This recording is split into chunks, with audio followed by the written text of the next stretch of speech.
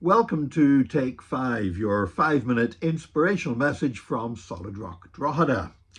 A few days ago, there was an incident in the Grand Canyon in the United States. A 13-year-old boy, Wyatt Kaufman, was he was up there. People were taking photographs, and he realized he was sort of getting in the way of other people's photographs of the Grand Canyon. So he just moved over a little bit on a ledge of rock so he wouldn't get in the way of other people's photographs, lost his balance and fell into the Grand Canyon and fell over 100 feet.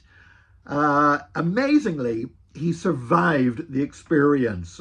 Rescuers were able to bring him up. Now, he was hurt. He had 9 broken vertebrae. He had a ruptured spleen. He had a collapsed lung. He had a broken hand, a dislocated finger, and not surprisingly, he had concussion as well. And yet, he survived the experience. As with any place where you're at a height, there's dangers involved. I mean, even in Ireland, our own cliffs of Moher, despite all the efforts that have been made to stop people falling off the cliffs of Moher, including a wall to stop you going right to the edge, people still climb over the wall, and every now and again somebody falls off, gets swept off by the wind and falls to their death. And there have been many deaths in the Grand Canyon. On average year, about 12 people every year die in the Grand Canyon. Most of them not actually from falling. Most of them die from heat and dehydration because there are camping trails down into the Grand Canyon. The problem is that the further down you get, you're down closer to sea level, the hotter it gets. And so more people die of heat stroke and dehydration than anything else. But there's also been murders in the Grand Canyons, and people have died many times by falling into the Grand Canyon.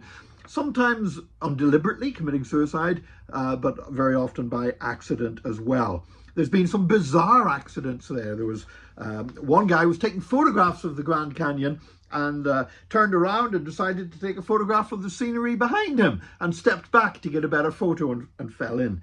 There was another guy decided to play a joke on his family, and there was a little ledge just about 2 feet down, so he pretended to jump off onto the ledge to scare his family, but then bounced off the ledge and did fall down into the canyon and die. However, this young man survived. This 13-year-old Wyatt Kaufman managed to survive falling into the Grand Canyon. And that made me stop and think that so often we dwell on the things that did happen. But what about the things that didn't happen? What about the things that could have turned out worse?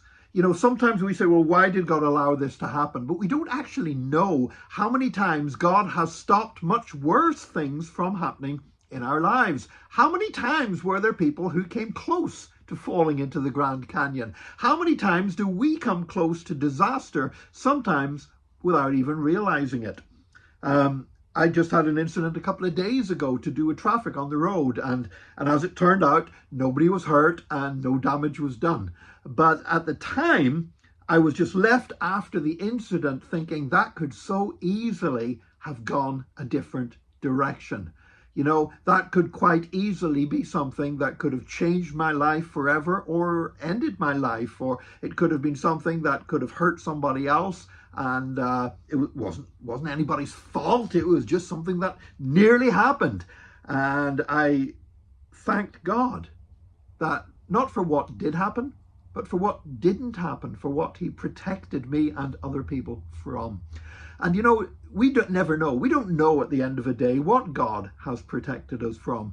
And I found that it's good sometimes when I pray just to say, Lord, I want to thank you for keeping me today. I want to thank you for getting me through today. I want to thank you for protecting me from threats and dangers that I might not even have been aware of, in Jesus' name. So next time we're tempted to complain about why did God allow this to happen, and they are legitimate questions, of course, sometimes we just need to be able to say, Lord, thank you for what you did stop from happening in my life when things could have turned out very differently indeed. God bless you today. Join us again tomorrow for another Take 5, your 5-minute inspirational message from Solid Rock Drogheda.